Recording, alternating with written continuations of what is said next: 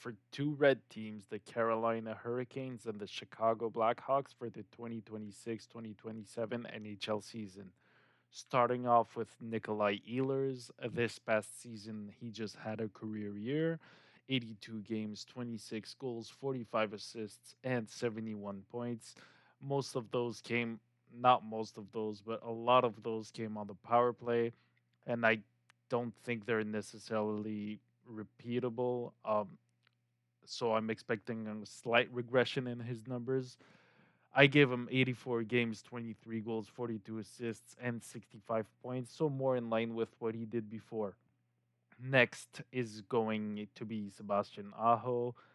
This season, he put up 79 games, 27 goals, 53 assists for 80 points. I think the goals are a little low, especially considering the fact before that, I think he put up three straight 30 goal seasons, maybe two or three. I know he scored 36 goals more than once in his career, so I expect him to score more goals this season, but the points might not be as high, especially because I think the power play was a little too good last season. So I gave him 84 games, 33 goals, 44 assists, and 77 points. But as I said before, I think Aho is very skilled. In a different system, he would put up a lot more numbers. Next is Andrei Svechnikov, another player who just had a career year, 79 games, 31 goals, 39 assists, 470 points. Shooting percentage was high, power play points were high, power play goals were high. Everything screams regression to me. So I give him 84 games, 24 goals, 33 assists, 457 points. Again, that would be more in line with what he did prior to the 25-26 season. He's got skill, as we saw. I think he scored multiple Michigan goals in his career, but again, Carolina suppressed his offense for mostly everybody. And last year, I think, was an outlier in the fact that they produced very well on the power play. I don't think that's sustainable. Next, Jackson Blake. Now, last season, Jackson Blake played 81 games, scored 22 goals with 31 assists, 453 points. Now, I forgot to mention this, but Seth Jarvis is expected to miss the first month to 2 months of the season. So that means somebody's going to have to take his spot, and I think that somebody's going to be Jackson Blake. So I think a he's gonna put up some more numbers, even though for the top line I projected regressions for Jackson Blake. I expect an improvement, so I give him 84 games, 24 goals, 37 assists, 461 points, and I think he's just scratching the surface now. I don't know how much potential he's got in reality. I don't think he's ever gonna be like a point a game or 100 point scorer, but I could definitely see 30 goals and maybe 70 points in his future. We'll see what happens, but I think this season is going to be big for him. Next, Seth Jarvis, the aforementioned. Last season, he played 71 games, put up 32 goals, 34 assists, 466 points. Very good point to game ratio. It was his third straight over 66 points season. So he put up 67, 67, 66. He's super consistent. Now, as I said, he had surgery this summer. I don't remember where. I think it's wrist surgery. So typically, when players go through surgery in the off season, I tend to stay away from them in fantasy because they tend to have slow starts.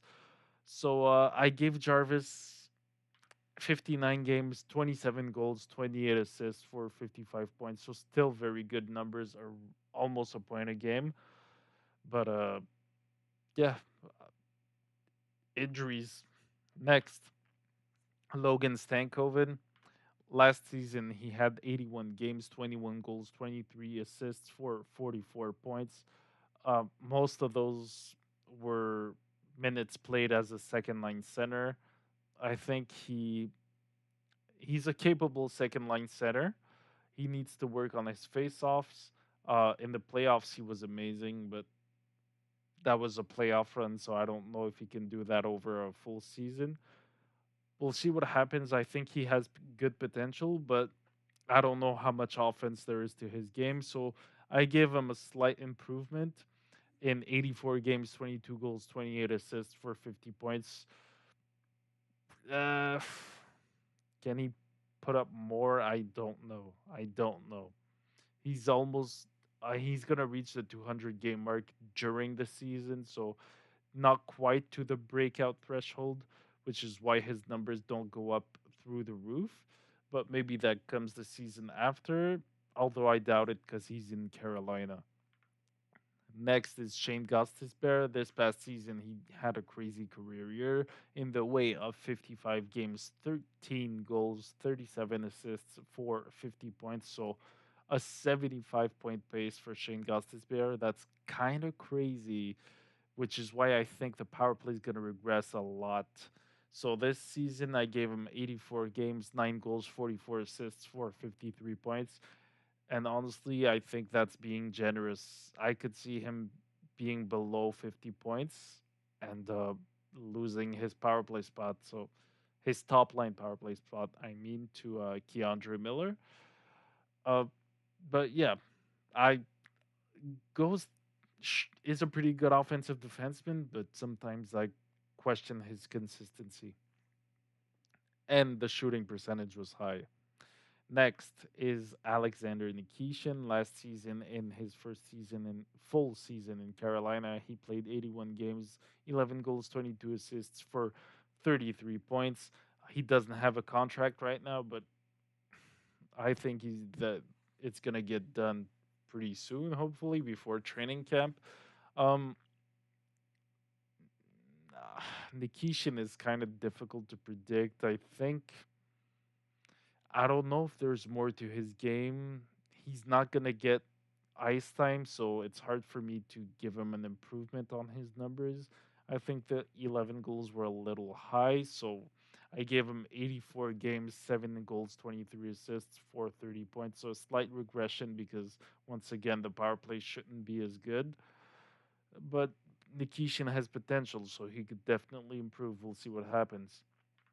Next, Jacob Slavin. Last season, he only played 39 games with 1 goal, 7 assists, and 8 points.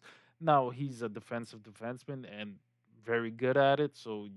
I don't really expect him to put up some big numbers, but 8 points in 39 games is way too low, especially like because his average I think is around 25 to 30 points a season. So I give him a healthy season, 84 games, 5 goals, 25 assists, 30 points. So I think he should be around a 30-point defenseman, 30-point defenseman with excellent defense, and yeah, what you see is what you're gonna get out of him.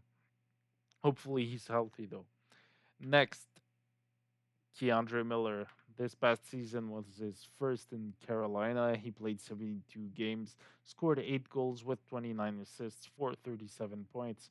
Now, for defensemen, the breakout threshold is 400 games, and Miller, I think, is around 440. So he's a bigger defenseman too, and I think that's it. I think he's gonna break out. I think he's gonna get the top line power play spot. Although that didn't really happen in the playoffs, I think it's gonna happen in the regular season. So for that reason, I gave him kind of a breakout season. 84 games, 12 goals, 42 assists for 54 points. So I think he's gonna steal a job from Ghost this season, and I could see him being a 50-point defenseman for the foreseeable future. Next is going to be the goalie. I went with Brendan Bussey as a starter because he just won the Stanley Cup. Last season, he played 39 games, had 31 wins, which is a crazy win to games played ratio with 2 overtime losses, 2 shutouts, and 1 assist. Now, I think we can all agree that the 31 wins were slightly too crazy, especially in the 39 games. So expect teams to adjust to him because, when a new goalie comes in the league, sometimes it throws opposing teams off, especially when they catch with the right hand, which Brendan Bussey does. So I'm expecting a slight regression in his numbers, although I don't think the Carolina Hurricanes are gonna miss the playoffs or anything, but I think they could fall out of the top spot in the Metro. So I give them 48 games, 31 wins, three overtime losses, one shutout, and zero assists. So I think the Hurricanes offense goes down. So I took the assist away. The 31 wins are the same, but they come in nine more games played, and I didn't give them over 50 games because I think Kochetkov is gonna see a pretty solid number of games, hopefully for him because like last season was tough. So I think they split time. I don't know if Bussy can have very good stats as a starter in terms of save percentage and all, but we'll see what happens. I kind of expect him to hover around the 900 save percentage if everything goes well. Moving on, we have the Chicago Blackhawks, and we start with Connor Bedard. Last season, he played 69 games. Nice. 30 goals and 45 assists for 75 points for his first point a game season, and it was over point a game. So Bedard is a superstar. He has the potential to be a superstar at least. So unfortunately, he had to have off season surgery, so he's gonna miss the start of the season.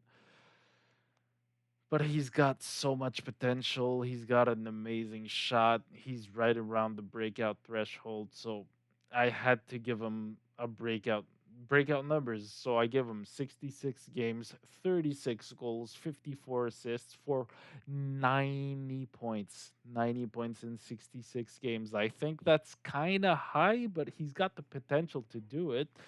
We'll see what happens because his line mates can be funky from time to time, especially if Nazar isn't healthy. That would be for the power play, I mean, because he's a center too. But I think he can do it. He can definitely do it if the injury doesn't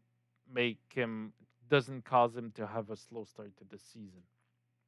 Next is Tyler Bertuzzi. This past season, he played 79 games, 32 goals, 26 assists for 58 points. Now, I think that was slightly high because the shooting percentage was high, the power play points were high, the power play goals were high. So I'm expecting a regression. Maybe not to the level of Ryan Donato's regression, but I gave him 84 games, 22 goals, 22 assists for 44 points. So that would be more in line with what he did before, excluding the year he had in Boston, which was pretty horrible. Next is Anton Frondel. Last season was his first cup of tea in the NHL. He played 12 games, had 3 goals, 6 assists for 9 points.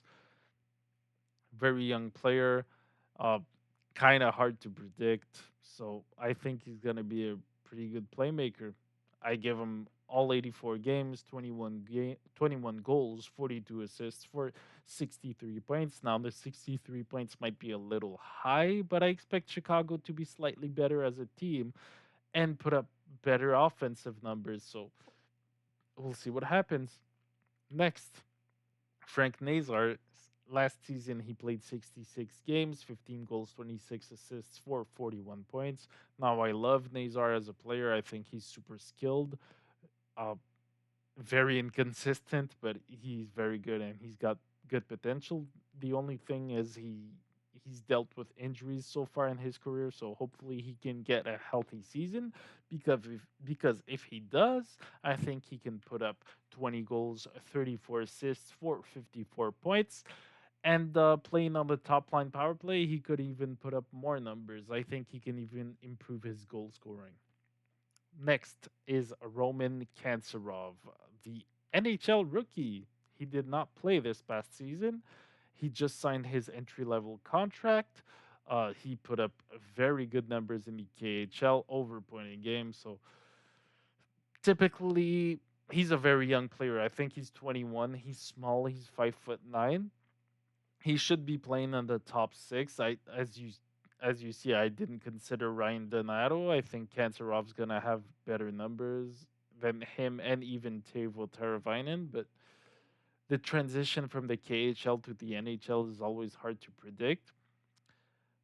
I gave him 84 games, 25 goals, 20 assists for 45 points, so nothing crazy, but a pretty good 25 goals is I think he's going to score more than assists, so more of a sniper type.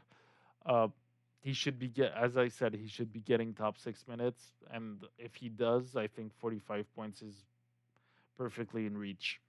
Next, Patrick Kane. He came back to Chicago this past season. He was in Detroit though. He played 67 games, scored 16 goals, 41 assists for 57 points.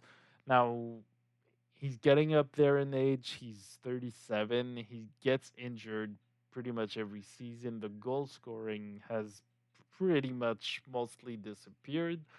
So it's kind of hard to tell what Kane's gonna do. But I think going back to Chicago is gonna give him a pretty healthy boost. And he's gonna be playing with Connor Bedard most likely. So I think he can put up some good numbers. Now we just need to see if he's gonna be healthy.